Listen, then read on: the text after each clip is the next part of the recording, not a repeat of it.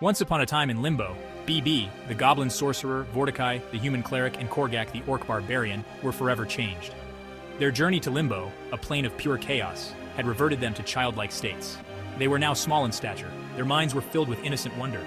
Yet they still clung to fragments of their past lives. They remembered their quest. They knew they had to escape. Their captor, Mikyotsu, was a formidable foe. He was a catfolk monk who had been turned into a vampire. He held them captive in the sprawling sewer system beneath Airspur. The sewers were a place of decay and darkness, a stark contrast to the vibrant city above. The stench of sewage filled their nostrils. The air was thick with moisture. The trio navigated the labyrinthine tunnels. They relied on their instincts, their childlike curiosity a beacon in the darkness. The walls were slick with grime. The sound of dripping water echoed around them. They searched for an escape, a way out of the damp, oppressive depths. They yearned for the surface, for the sun on their faces. They longed for the open sky. Hope flickered within them, a tiny flame refusing to be extinguished. They knew they had to reach the tournament. Their mission weighed heavily on their young hearts. Their journey through the sewers led them to an unexpected encounter. Air Tozo, a gnome they had met in their previous lives, greeted them with a surprised smile.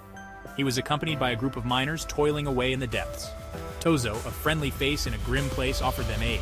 He provided them with food and a moment of respite. The miners, hardened by their labor, looked upon the adventurers with curiosity. They had heard tales of their exploits. They shared what little news they had from the surface. The tournament was still ongoing. Their chance to obtain the Netherese Orb, the key to saving their world, was slipping away. As they ventured deeper, the air grew colder. The smell of decay intensified. They stumbled upon a group of zombies, their rotting flesh clinging to their bones. The undead creatures shambled towards them, driven by an insatiable hunger. A battle ensued, echoing through the cavernous tunnels. Despite their diminished size and childlike forms, the adventurers fought with a ferocity born from desperation. BB unleashed his magic with untamed power. Vorticai called upon divine energy to smite the undead. Korgak, his small frame holding surprising strength, smashed his way through the horde. Section 5. Whispers of Wind and Blood. Their victory against the zombies was short-lived. A new threat loomed, a powerful elemental of blood and air. They could sense its malevolent presence. The air crackled with energy. The stench of blood filled their nostrils. Wisdom, however, guided their steps. They knew they were no match for such a being in their current state. They chose to avoid confrontation, their instincts urging them to find a safer path. Their mission was too important to risk their lives needlessly. They had to survive, to reach the surface and fulfill their destiny. Section 6. A pact with the rats. Deep within the bowels of the city, they encountered another denizen of the dark, the water rats, a guild of urchins who ruled the sewers. Their leader, a cunning young girl named Malaria, greeted them with suspicion. Negotiations were tense. The adventurers needed safe passage to the surface. The water rats held the key to their escape. Finally, an agreement was reached. In exchange for a favor, a story for the water rats to tell, Malaria agreed to guide them towards an exit. Section 7. Racing against time. With Malaria leading the way, they navigated the treacherous tunnels. The path was fraught with danger. Crumbling walls, rushing sewage, and lurking creatures threatened their every step. But they pressed on, their resolve unwavering. They could feel time slipping away.